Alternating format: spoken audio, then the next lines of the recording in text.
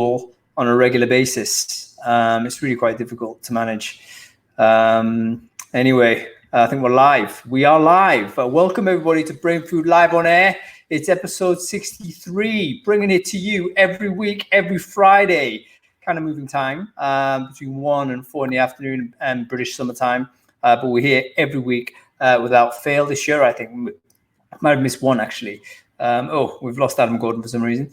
No, he's back. Anyway, as a quick sound check, we're obviously encountering some chaotic stuff online here.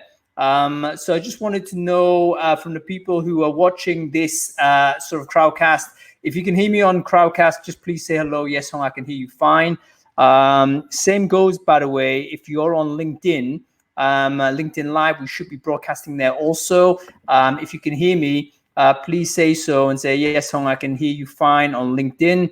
And finally, also on Facebook, we are live streaming, multicasting on Facebook there.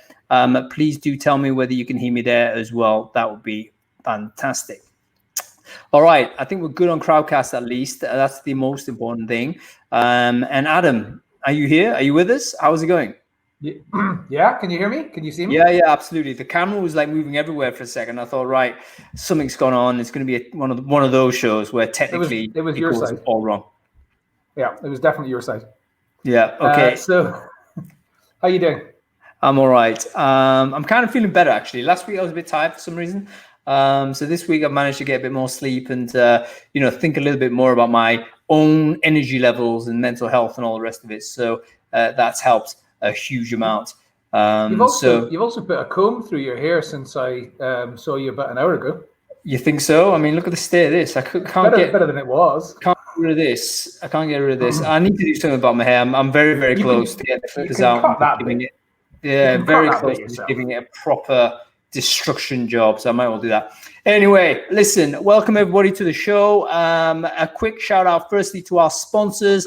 Video My Job is sponsoring episode 63 of Brainfood Live On Air. Our good friends, Video My Job.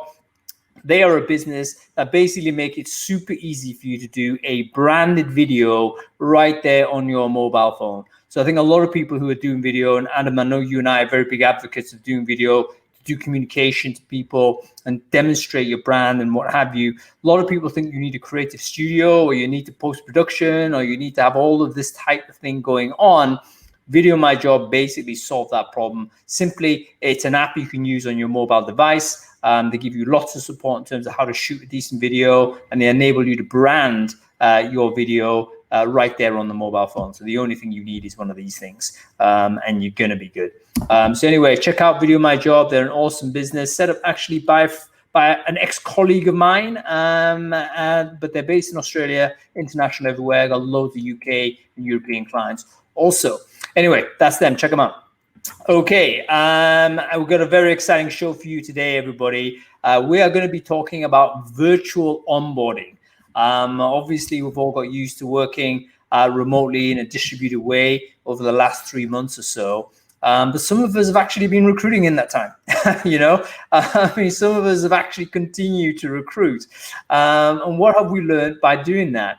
How do we shift what is usually an intensive in-person process, first stage interview, second stage interview, offer sometimes signed in office, all the rest of that stuff, meet the team lunch, all that type of thing usually goes on intensively in person.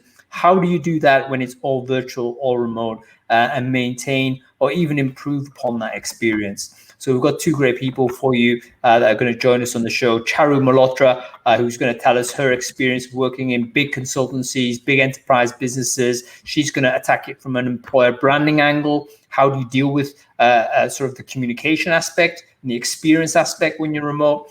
And we're also going to be joined by Oana Iordachescu, who actually very interestingly has seen this recently from both angles, both as a hiring manager when she's recruiting remotely for her team when she was at Criteo, but then she's actually become a candidate recently and has joined Zalando in Berlin, all remotely as well. So she's going to take us through the journey from hiring manager and also from a candidate point of view as well. So super excited to bring these two ladies onto the show. But before we kick off, we always talk about recruiting Brainfood, the newsletter. Adam, this is why you're here. You're there to help me talk it through, man. I mean, did you read the newsletter and was it any good? Well, yeah. So you might not know that I read the newsletter this week because I didn't post like I normally do my sort of summary of my review of the Brainfood, which I normally publish on a Sunday morning on LinkedIn. And the reason I didn't do that is because I was getting to like, I don't know, 1 or 2 people viewing my posts. Right. And I just thought, hold on a second, what's going on here? Is it because I'm posting the same thing every week almost with just some, slight changes in the way the post goes? Or is it because I was just posting too much? And I did wonder about, is it because it's so similar, the thing that I'm posting every week? So I didn't actually post my review this week. But I think we both actually found that LinkedIn has been giving us a lot more views on our posts this week. So I don't know what's happened, and I don't think it's linked. In my case, I don't think it's linked to the fact that I didn't post my review of the Brainfood. But let me come on to what I was interested in. I love words, and I really think that the nuances of words are important, really important. You could say what you think is the same sentence with a couple of different words in the middle, or words placed around in a slightly different part of the sentence in the structure, and you get a completely different reaction. So I really, really loved the article about the most effective closings on emails. What's going to get you people responding? And so I've noticed another one which wasn't included in that article, but I've noticed it twice in the last week, which is very truly yours. And I've never, ever seen that before. But CNN's lawyer sent it to the Trump campaign, sent a letter like refuting some suggestions coming out the Trump campaign, signed it off, very truly yours. And then I noticed that Antonio Giugnos got a lawyer's letter from FedEx, I think it was, for doing something with their brand, and got a response at the back end of that which said, very truly yours. And my comment about very truly yours was, it's so disingenuous because they're sending an attacking message and sending it very truly yours. And that sounds to me like they're kind of shaking hands, but also picking your pocket at the same time. Yeah, it seems like completely disingenuous. Yeah, it seems like a legalese, maybe a US thing where it's about, hey, we're serious here. When I say very truly yours, it means I'm going to kill you in some way. Well, it definitely doesn't mean the words that are actually used, does it? Yeah. It means something very different. So this article, it said that the absolute worst sort of sign off that you could put on an email is best. Now, I completely agree with that, because best absolutely means I do not wish you any regards whatsoever. I'm going to write the word best, and I'm not even going to add regards or best wishes or anything like that. I can't be bothered. So it's almost an insult as far as I'm concerned. Yeah. By the way, I'm really interested in this. I should actually set up a poll on Crowdcast here to try and assess it, but I didn't do it in time. So I wonder whether people could just comment in the chat stream and let us know what is your standard email sign off. So this is not, what you'd write to open, but how do you close an email? Kind regards, yours truly, what is unsigned. I personally am going unsigned. I'm not even putting my name these days. I just send it with no signage, because I think that prompts a response. I mean, psychologically, I'm just thinking it feels more like a chat message. And my thinking is most people respond better on chat. So if I kind of write chat style messaging on email, maybe people will respond better. But here we've got best regards, kind regards, stay safe. Of course, that's become a new one, hasn't it? Stay safe, everybody. We're getting best wishes. Thank you. Thank you, kind regards.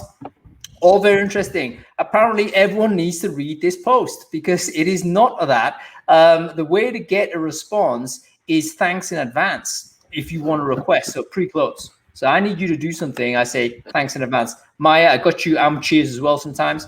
And what's the other one that was really good? There was 2 that they mentioned that was, hey, this seemed to get the best response. So to give you a bit of an idea as to how they get this information, they're basically tracking and reading emails, I guess, and looking at responses back. Like what signage, does signage make a difference in terms of your response rate back?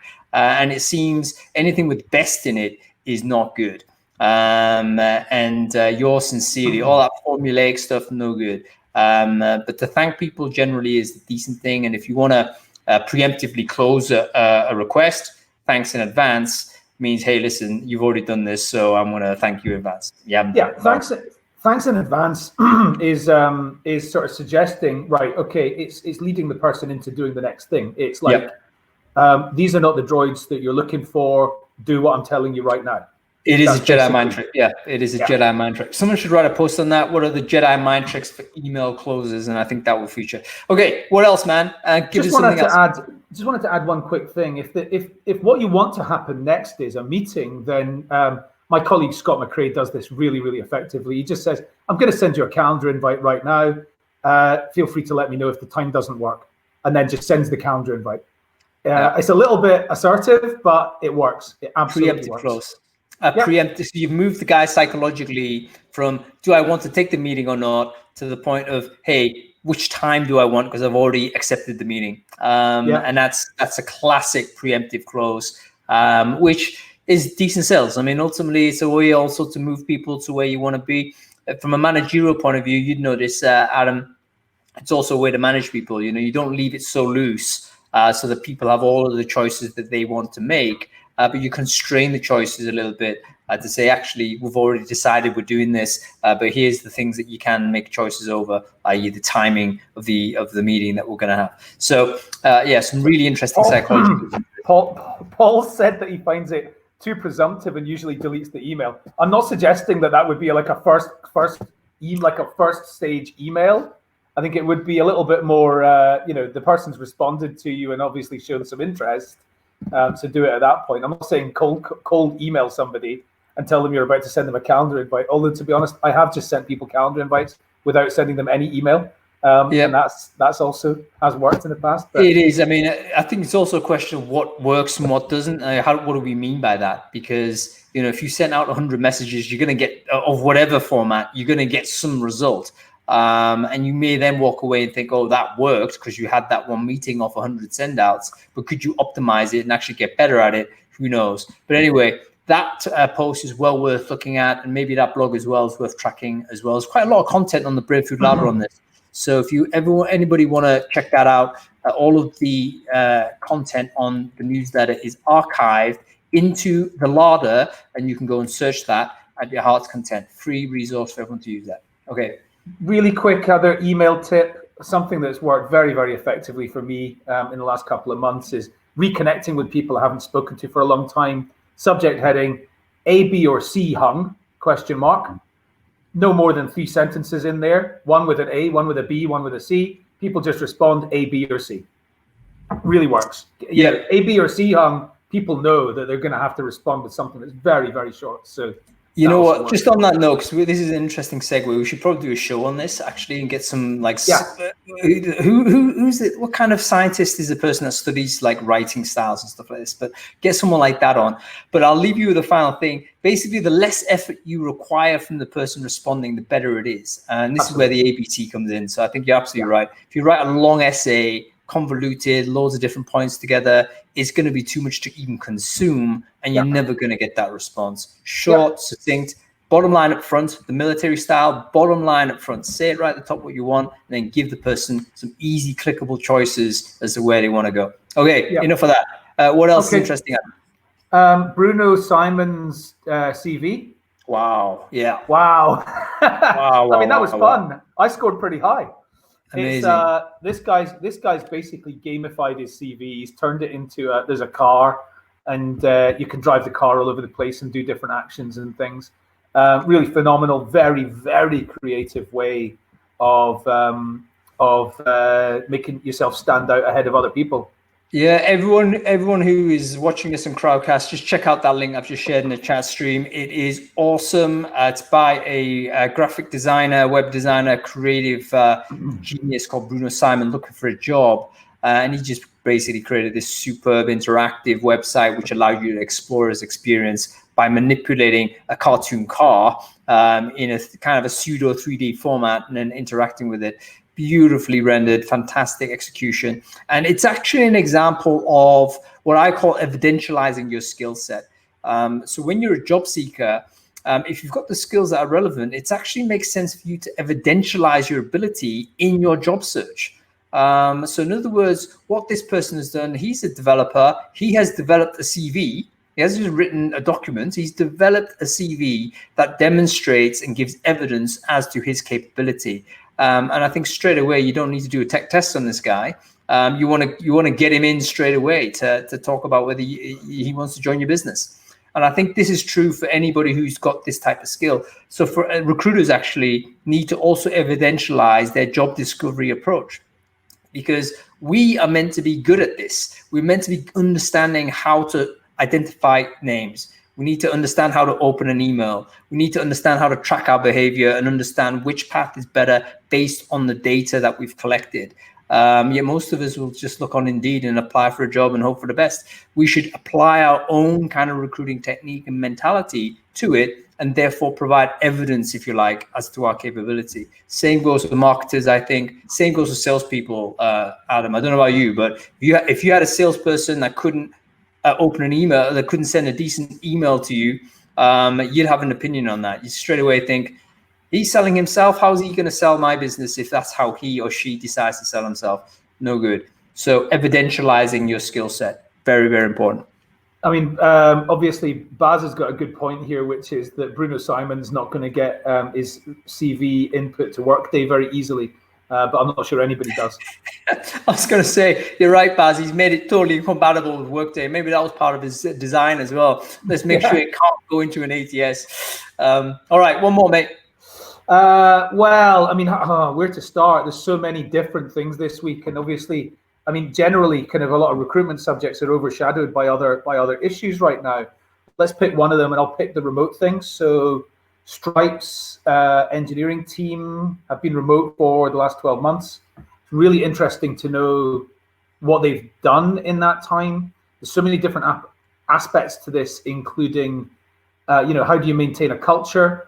How does it impact on recruitment?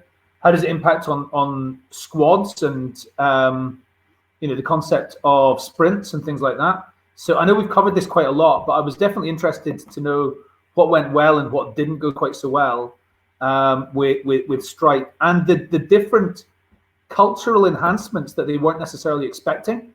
Yep. So really interesting and well worth looking if you're thinking about going remote, you're thinking about your business going remote.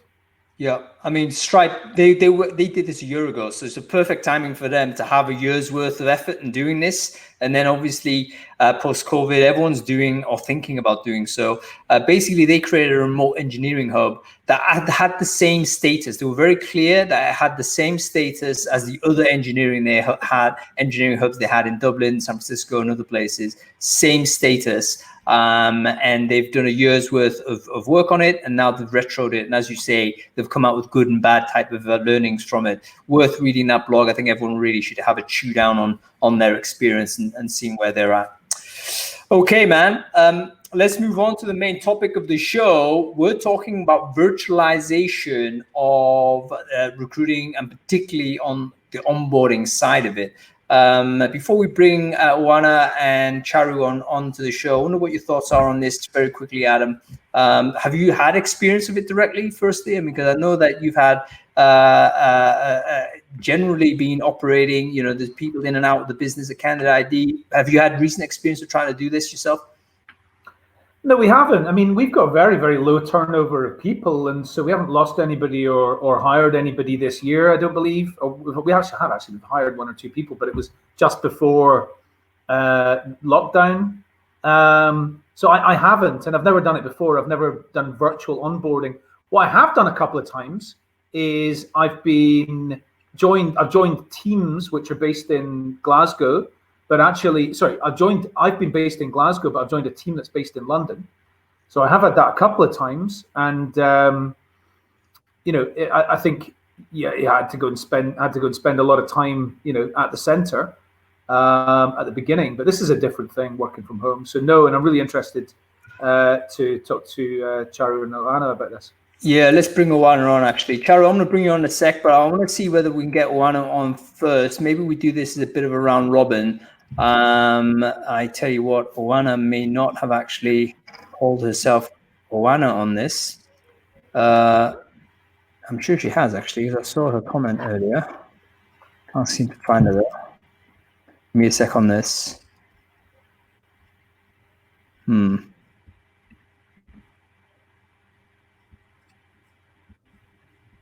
Just while you're doing that, yep. On the subject of remote teams, distributed teams, one thing that has occurred to me recently is the concept that if you give people the choice, because we've at Candidate ID did a survey, the 16 of us in Glasgow and 4 in Chennai, and we asked everybody, do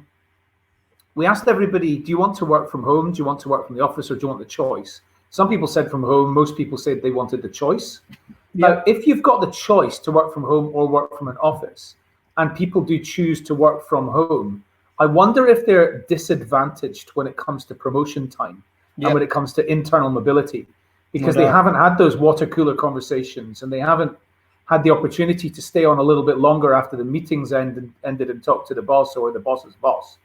So I do wonder whether you're in a slightly disadvantaged position. I think massively disadvantaged. I don't think there's any question of that.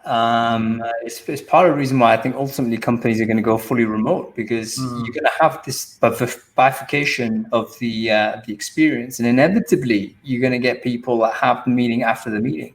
There's a very interesting company before COVID. There's a company called Heech in France. They're basically an Uber for Paris, I think. And they were really interesting because back in the day, before everyone was doing all of this, they ended up they were co-located plus remote, but they decided to default to remote style of communication, even if they were in the same office. So for instance, you and me could be working in the same building, but if we were to have a meeting, we'd have to take our computers and go to a meeting booth and dial it in. And the reason why they did that is because they realized, you know what, if we've got 3 people in the building that can talk to each other before and after the meeting, and then 6 people that are remote and distributed that can't do that, then you're going to have different communication strands, and straight away different cliques build up and all the rest of it. No meetings unless it is all digital, and this is even them being in the same building. So I think this is what we'll end up having to do if we decide to go a hybrid way, simply because you're going to have these problems. There's a lot of decent research, Baz might help us on this actually, about how physical proximity to your boss is the most decisive factor to your career prospects.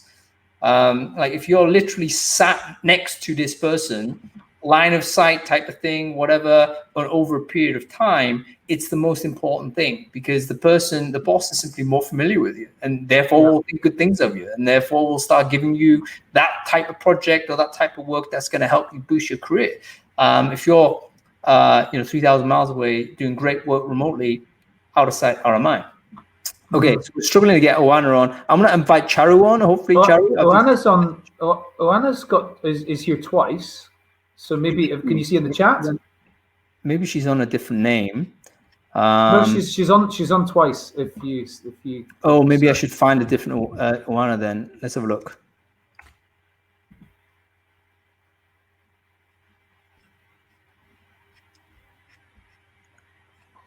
The other,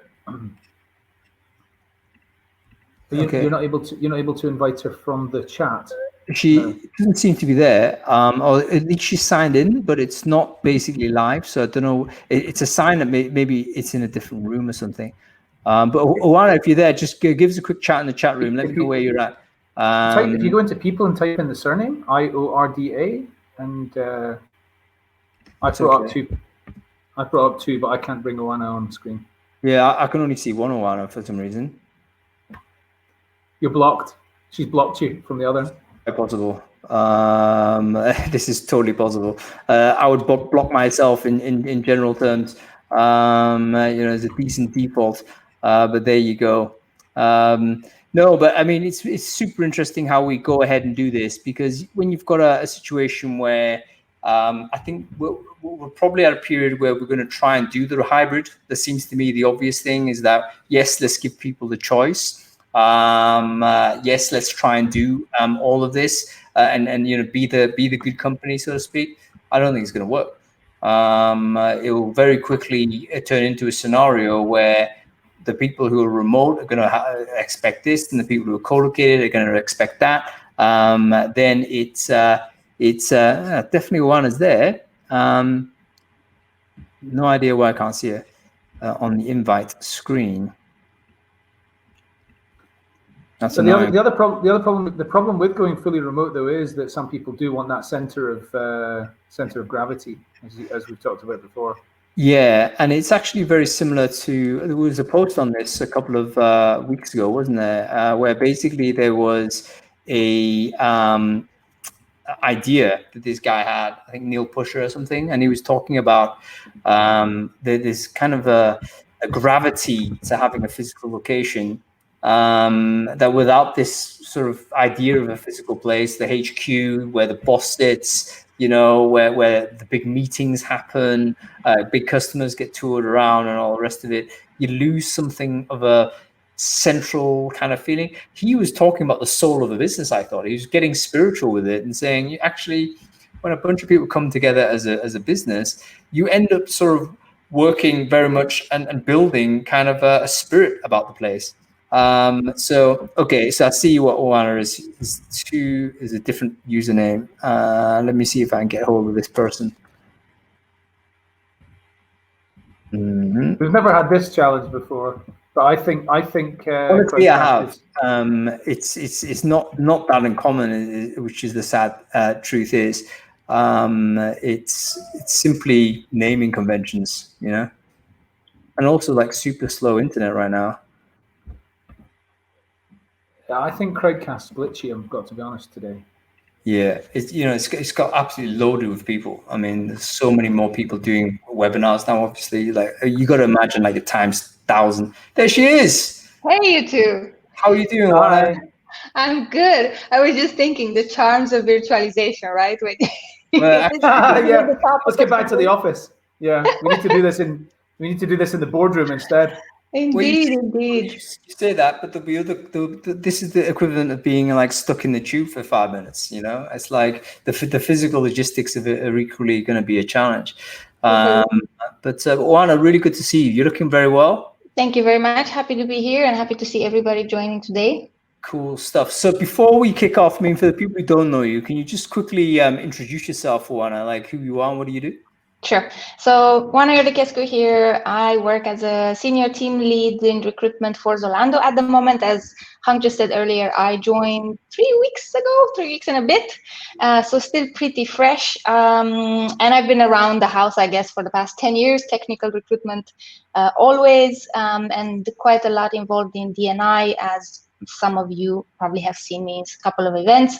And it's been a while since I've seen you, Hung. I think 1.5 years ago, and when you came to Paris. So pretty nice. Right. Was it when I visited you guys in Paris? That was amazing. Pretty nice. It was quite cold then, actually. So it probably was about a year ago. Actually, more than a year, wasn't it? So it was like a little bit more. Yeah, absolutely. So that was a great trip and a great community growing in Paris there, which I'm sure they're very sorry to see you leave. But well, Berlin must be the new place now. Berlin is indeed a new place. So, Oana, lots of reasons why, great to get you on the show, but in particular interested in your experience because it seems that you've had this experience from both sides, from being the hiring manager of people to the Criteo team remotely, but then now being a candidate doing it remote at Zalando. So take us through it from the hiring manager point of view. Like, what did you change when you were onboarding the remote workers? Was there any particular things that you learned that you're prepared to share with us? It was an amazing experience because everything is a surprise, right? I think in a normal situation, if you transition towards remote work, you have time to prepare, you have time to kind of understand what's going to happen, who do you need, what do you need. But I think in this situation, everybody had to make sense very quickly, who's going to work on that, on what. And you realize somehow, especially in that moment, the anxiety level on candidate side is much higher than a normal situation, right? So I think what we first started to do in Criteo was to do mitigation plans, because a lot of people are also stuck and unable to literally start their contracts, right? You had to move to the certain country or be in the country already to be able to get your equipment and do the proper onboarding.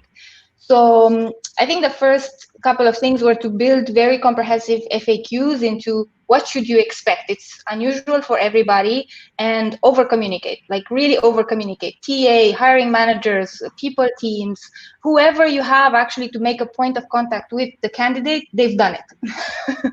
And it seems still not enough because things were changing every day. Every day you would have different regulation in France versus, let's say, the country of origin of specific candidate. You would have lockdown, then not lockdown, then different rules to actually apply the lockdown. So everything was extremely intense for most people, but especially for candidates, right? I think they had the first anxiety level rising like 110 because you don't know how you're going to do it. Usually you just show up at work and somebody takes your hand and you do stuff, right? And in this case, I think what we did was to just understand what can we do simultaneously, but not confuse more, right? Like you need to bring the clarity and the assurance and the support, but information is flying left and right. And really helping these people was like, let's have the same message. So this type of FAQ that we all using and improving, it was an iterative day by day upgrade of this type of FAQ or communication so that we all have the same message, but in the same time, there are multiple touch points. And it was a bit difficult at the beginning, I must say, because you're used to a certain flow and all of a sudden you understand that you need to do much more than you were doing, which is pretty intense anyway in an onboarding session, right? Can I just say, I mean, a couple of things here, Oana. Firstly, understand the level of anxiety from the candidates is a lot higher than it is usually. Let's not forget, starting a new job is already quite an anxious thing. Being a new kid at school, it's not the most, it's always nervy, but even more so now because you've got these additional pressures and these other things happening in your life. Moving at this point in time might be super difficult. You're saying, you got to overdo the communication. So number one, if you think you're communicating enough, just max that out, keep going, and make sure they get more information. And it's up to them to say no rather than lower it down. Yeah, totally. But you also did say, was there any structural changes to the process though? Was it a case where, okay, let's just max out everything, or was there anything that you did like in a sequence that was different? I think from a classical process that we've seen, we would have had actually a flow of people going in the process, right? So the recruitment would touch base, then you will have the contract people, then you will have some admin paperwork, visa, whatever, right? But now we really kept TA as main point, like TA was involved in all the communications so that there is a little bit of a common point for all questions that might arise. Because they were also, imagine, too many people at the same time. Usually you will have let's say a day, I don't know, twice a month or once a month onboarding process if you recruit intensively. But now it was kind of everything in one place.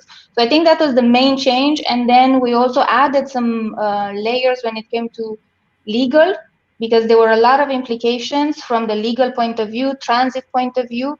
So people who would keep contact with the health ministry with any kind of legal changes, because the institutions were shut down, so you couldn't necessarily progress on that side either if you had legal implications, visas and work permits, right? So two main changes, I would say. TA, main point of contact for everything, although it was not the case before.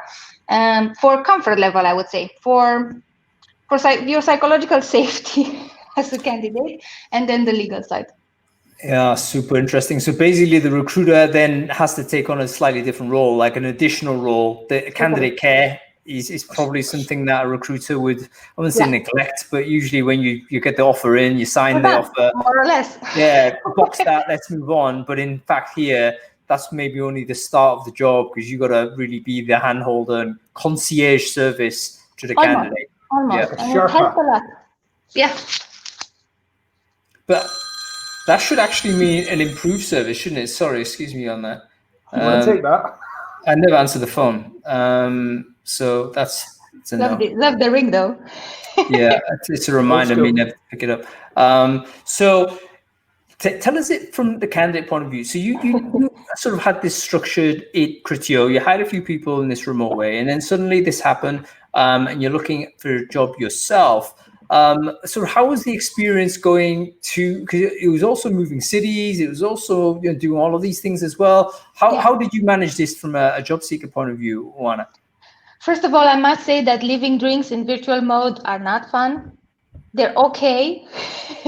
But when you say goodbye to friends and colleagues that you worked with quite a while, it's really not something that you could imagine, right, doing. So I was already due to come to Berlin when everything started happening. And first, I guess it's the conversation. Will I still join at the same time or not? Because you don't really know if you can. So for me, it was, I think, a lot of problematic conversation between the different agreements, France and Germany, right? If you can travel or not, and into what conditions. So let's say we solved that, although it's very strange to see Charles de Gaulle Airport in Paris empty. I don't think you can imagine such a eerie image. And coming here, I was super impressed, to be honest. I think the people in Zalando actually took great care to offer a great onboarding experience. And I didn't feel, I didn't feel left out. I think this is the only thing that you're scared of. You don't know what you need to do because nobody's holding your hand. You kind of get instructions, where do you need to be virtually? And then you need to make sure that you're there, right? So from getting your equipment and getting access to systems, I think this was the biggest worry I saw from colleagues in the industry. How do I make people connect to my systems without exposing my company to security risks? This was a big question mark. And then, picking up your equipment, I was supposed to be 2 weeks in quarantine, arriving in Berlin, which I was. So you can't even pick up your stuff if that would be a possibility. So couriers had a lot of stuff to do when it comes to delivering equipment to, we were almost 100 people onboarding on the same day in virtual mode, first test round somehow. And the approach has to be a funny combination of look at the candidate experience, but understand crisis management somehow. Prepare for the unprepared even more than a normal day. I don't know, maybe a lot of on this chat, they started their first day and half of the things were not ready, right? Your account is not ready, your laptop is not ready, you don't know where you're gonna sit. This happens a lot, right, in live situation. Well, now you have only one chance. You do it once and you do it well. Otherwise, it's really messing the cycle for everybody. And you have this feeling of being left out. And I really appreciated somehow, I think I observed a couple of dimensions. Tooling, what are we going to use? Like, I think you've tested quite a few tools when you started doing this crowdcast, right? What works when you have large numbers of people in the same time online? And how do you create that interaction? So there were these 2 points, main, I would say, tooling and creating the interaction, and then the pre-onboarding, getting that communication out, which I think Charu is going to touch on as well. And the post, what do we do once we've done all the sessions, the common sessions, right? Who takes you from there onwards? Is it your manager? Is it your team? Is it your organization as a whole to feel a part of it? So yeah, super, super, super interesting. You know what, it strikes me that these days when people are providing more investment in remote, like you see companies providing budget for this and obviously shipping out equipment and all the rest of it. Yeah.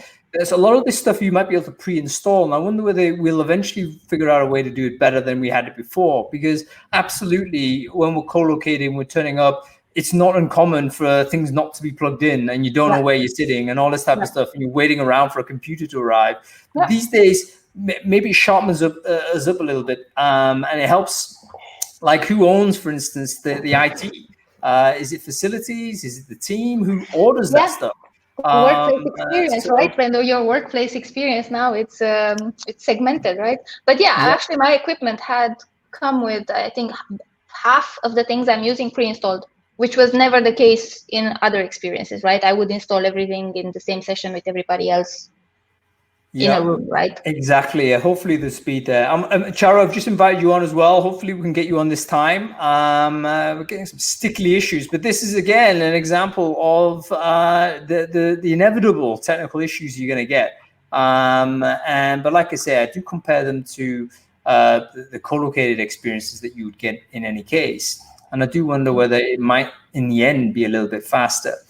Even though I think you're right. One thing that you did touch on, which is very important, is that you lose the goodbye. That's actually really important for closure. You know what I mean? It's quite important for culture. You let's say you've left amicably a team that you've built, colleagues that you felt, that you, I'll say, fell in love with, but you know what I mean? You've really developed these things on, and then you're gone, and then usually there's an event to market, isn't there? And now there isn't. It's like, super strange. Like we actually try to replicate a bit, like a cocktail party leaving, but then you have 100 people on the call who are trying to say goodbye to you, who you haven't seen in weeks because you were in lockdown, and you're probably not going to see for a very long time. So yeah, extremely strange. Possible though. They did great. Yeah. Can I ask about all the different things when you're onboarding people virtually? You presumably need some kind of a communications calendar. Yes. And that's pretty complex logistical arrangement because you need so many different people involved. Mm-hmm. Who owns that communications calendar? Does every recruiter own that, or do you automate it? Mm-hmm. Or how does it? Yeah, what's the best way to do that? So I think what I've seen now with Zalando, at least, there was a special task for, like, basically, I think if we carry on in this style, we're probably going to have a virtual onboarding team and a physical onboarding team, right? Because even I understood somehow after the experience that there is a strong technical team behind it to fix all this, right? Even the video issues, like make small adjustment into how you do things. And the fact that, for example, I got my equipment a day before the actual, let's say, sessions, I had time to explore my systems and understand my calendar, which was already pre-filled, right? So I think the work that you need to put as an organization for a flawless onboarding is much bigger than before. Yeah, okay. How much of it can be automated? Because you can retain a lot of personalization through the automation process. So I'm interested. I mean, a couple of the things, for example, so I had a full day of sessions, principles, culture, and so on. And some are pre-recorded, right? I mean, you can reutilize the material very easily and plug it in. At the end of the day, if you have a very good moderator, as we had, shout out to Manu here, he was super, super helpful. I think you can do quite a bit of that automated, yes. And then, for example, if your systems, if let's say you have an internal system where you have a chatbot, and again, you have needs as individuals, a chatbot can help you, like a search bot as well in your systems. I think a chatbot would be essential on this. I mean, when you think about, having an always on, you talk about over communication is something we have to do, but there might be times where you have the ability to do that. And, a candidate has an emergency, they've got a question you want to ask, it's really important, but you're not there simply to answer it. Having a bot to be able to simply intercept, I think could be vitally important. Yeah. And at the beginning, you don't even know who to ask about what, right? You're like, okay, who can help me here? And sometimes you just ping pong through 4 people. Hey, Charu. Oh, Charu's here. She is. Oh, she was. I think we're going to struggle on this one. Charu, you there? I am, yes. Yes, cool. We have you. Thank you. Great to see you, Charu. Yes, finally. Hi, guys. Yeah, I think we see half your head there. Is it? There we go. Yeah, I kind of moved around the house trying to get reception. I see what you mean. Actually, hopefully we'll be able to have a decent enough internet as we go. Well, Charu, listen, great to see you, and welcome to the show. Your debut on Brainfood Live. For the people who don't know you, Charu, I wonder whether you could just quickly introduce yourself, who you are, and what do you do? Yeah, sure. So I'm Charu, and I've worked in the recruitment, marketing, and talent acquisition space for about 14, 15 years now. So I've worked at organizations like Unilever, Ferrero, Primark, BP. So always sort of, I think as Hung said in his introduction, big corporate brands. And I've been involved in being onboarded virtually my entire career. So I'm looking forward to the 10 minutes of insights I can perhaps share as well. Well, let's get straight into it, Charu. I mean, obviously, there's been a big shift globally in terms of how we do these things. But has there been any major shifts at that enterprise level that you've seen that they've struggled with, or they've actually deployed in the right way? I mean, what's your learning from yourself when you're looking at it from your profession as an employer branding professional? What are the lessons that you've picked up from your observations there? Yeah, I kind of echo what Oana was saying, that from a logistics perspective, organizations have probably focused on that hygiene aspect a lot, and the majority of them are getting it right. Yes, the couriers are getting a lot of extra business, and kudos to them, and thanks for their kind of work. I think where the missing is and so the CEO of Microsoft said this a few weeks ago, that we're missing out on that social capital. So I think, where we are is, from an onboarding perspective, we're in that kind of level 2. If you kind of think about remote working as kind of 5 levels, Nirvana being the most mature, most of us, most organizations, and I'm broad brush here, but are in level 2, where they're simply moving in office, in corporate experiences to an online digital world, thinking this is fairly short term. I don't think people have got to the stage and really looked at the process end to end and said, okay, if this is going to go on for the next 12 months, or to Adam's question at the start, to his team, to the people in Chennai or to the people in Glasgow, people saying, actually, I don't feel like I ever want to go back to the office. I don't think organizations have thought about it from a social capital perspective. So I said, what I'm saying is, I think enterprises have really kind of looked at logistics. And I think back to I joined a company 3 years ago. My laptop was delivered by a courier company. I was going to be based in Luxembourg, and I was working virtually for the first 10 days. And separately, I got a handwritten note from my boss, who was based in Italy. I got a kind of a really lovely email to my personal email address from the HR director. And then when I kind of got to Luxembourg, I got sort of a sum of money to go out with the team to be onboarded. So I think for an onboarding lunch. So I think logistically, we're really focusing on that, as we should, because without technology and tools, sitting in your home office or sitting at your kitchen table, how do you work in these extraordinary times? But I think the companies are really going to have to think about social capital. How do we make this, I'm going to say it, the new normal, safe, easy, productive for new hires, and for them to feel very much part of the team in the same way that someone that had the luxury of being onboarded face-to-face has always had. That's such a fascinating insight there, Charu, because what you're saying is there might now be 2 populations that you have in the business, where there's a bunch of people that have been onboarded. Let's say everyone's now remote anyway, but the people that have been onboarded physically in person, they'll have stronger relationships with everyone else who had that experience compared to everyone else who's been onboarded remotely only. So you suddenly have, if you like, a difference in the quality of the relationships even, and the level of trust. And as you say, social capital is probably the best term to describe that. Much higher social capital for the people who've had the in-person experience, and then less for the people that have not had that opportunity and may not have the opportunity if companies pull the trigger and decide to go, hey, we're remote only going forward.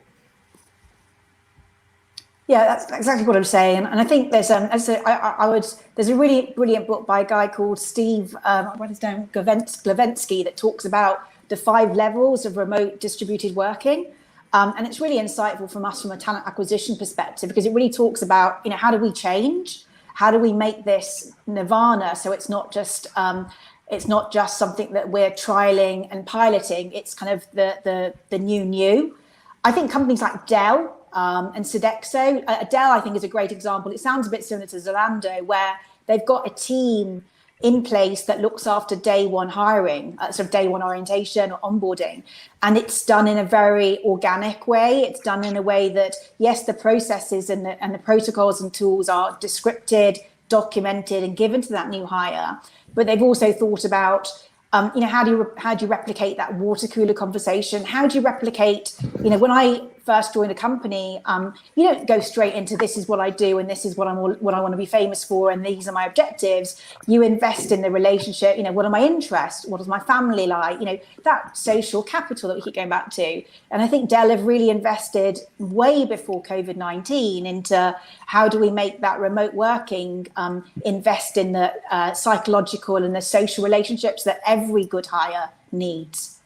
All right, how do they do it? Let's bring it on the table here. So I'm a business. I've decided, hey, listen, going forward, the new normal is no more co-location. We're not going back there. Let's imagine that's what we've decided. We're going to go fully remote, but we want to retain. We understand we're going to miss a few things. It's a big trade-off. How do we deal with that? What have you learned from Dell? What can you share with us from your observations there, Charu?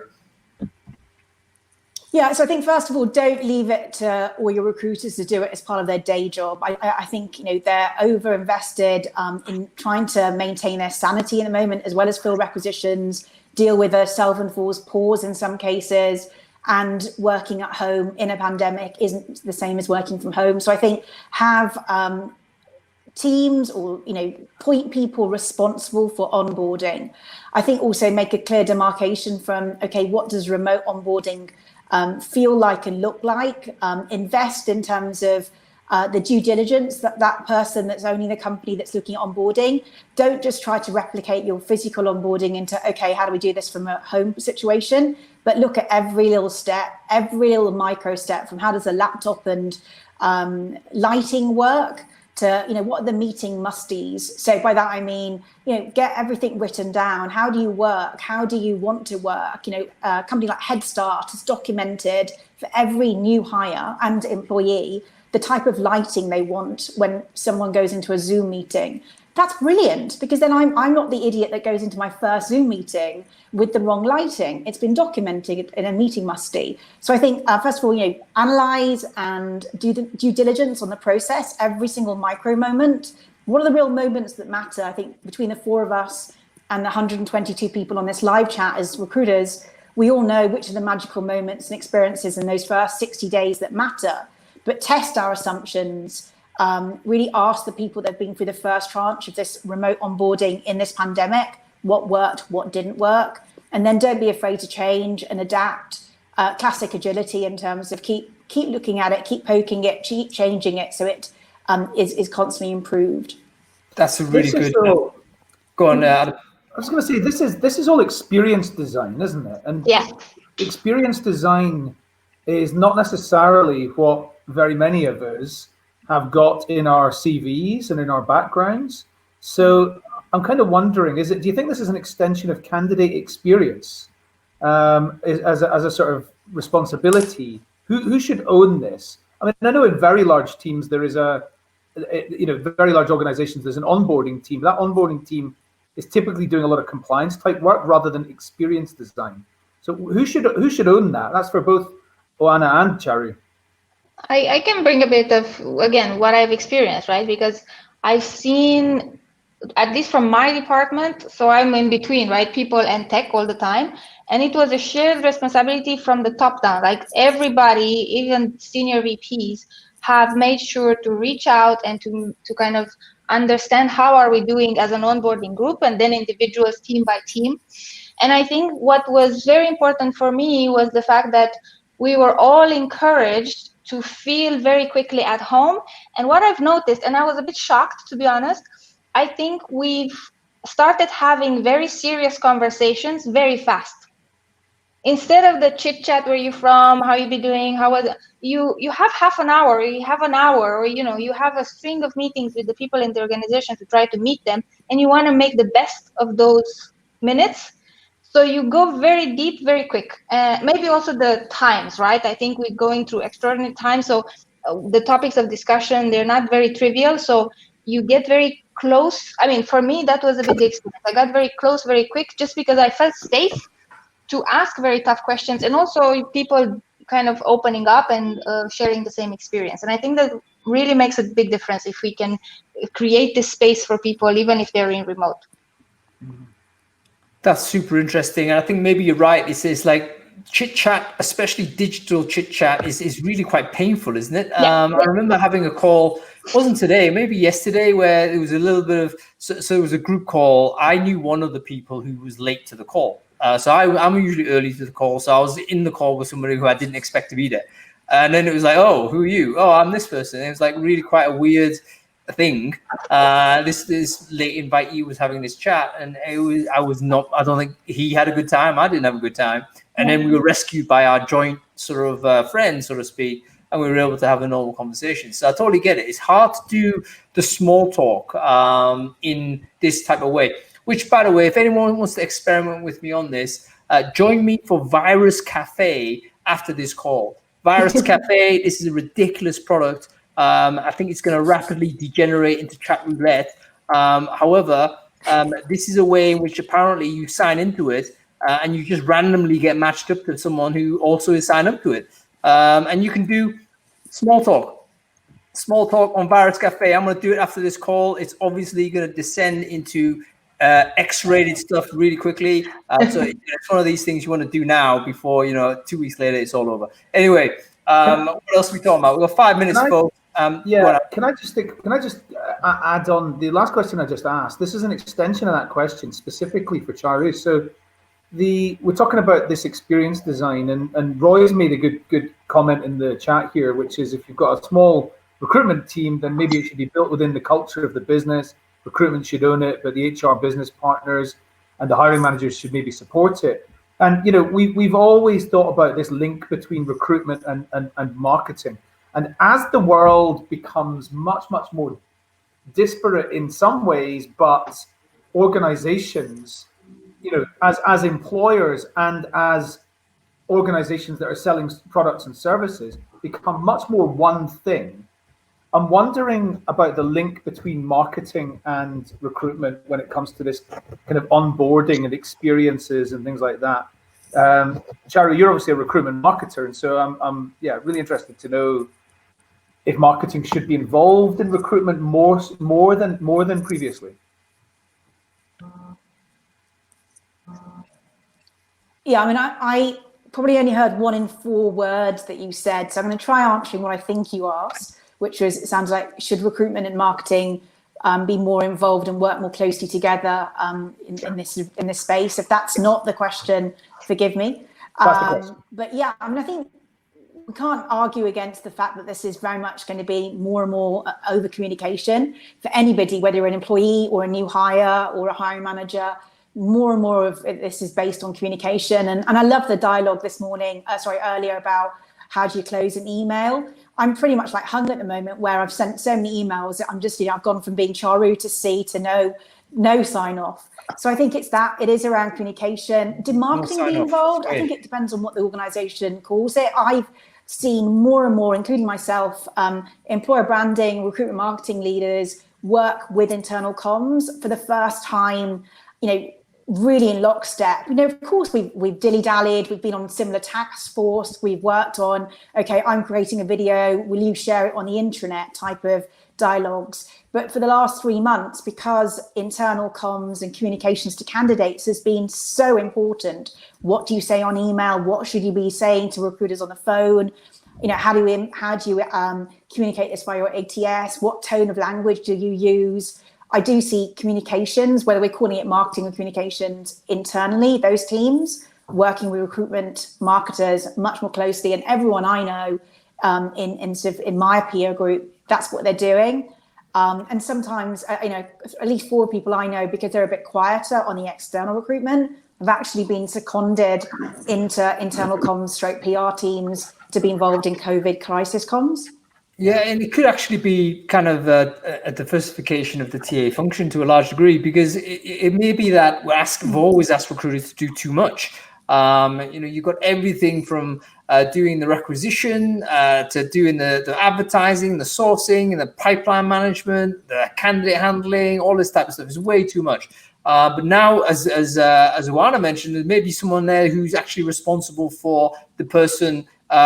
Candidate care all the way through. This is the person that literally is there to be the candidate champion through the process. That may be a different person looking after the first day onboarding or whatever it might be. But there's just an increased amount of energy and effort dedicated towards looking after candidates, and the recruiter might focus on what a recruiter is kind of really good at, which is finding and connecting first contact with somebody and getting them excited enough about their business and bringing them on board. So super interesting. Okay, everybody, we're running short on time. So I think this is how we have to end it. Thank you, everyone, for joining Brainfood Live on Air. It is live, hence we get some chaos and we get some problems online. So sorry, everybody who had, and thank you, by the way, for being patient, especially Oana and Charu, for bearing with us before you came on screen. Great to have you on board. I'm going to send an email to everyone who's registered, so everyone's going to have Oana's and Charu's details as well. So please do connect with those two folks before you finish. And we'll be back next week. I think we're talking about how to handle massive volumes of candidates, actually. So slightly different view of it, but it could be we're in a candidate-rich market. You put an advert out, you get overwhelmed with responses. How do you deal with that? Totally different. We flipped it. Like, how do we maintain candidate experience? How do we care about that? How do we deal sensitively with people? But also, how do we make sure we're still hiring the best people when we're overwhelmed by all of this response? So everyone, make sure you follow the channel. I'll send everyone a message. Final shout out to our sponsors, Video My Job, who've been awesome. They're going to keep sponsoring the show, which is fantastic. If you care about employer branding, you want to do it off your mobile, they're the business to check out. Okay, that's about it, everyone. We'll be back. Thank you, everyone. Thank you. Bye. A pleasure. Have a good weekend, everybody. Bye. Bye.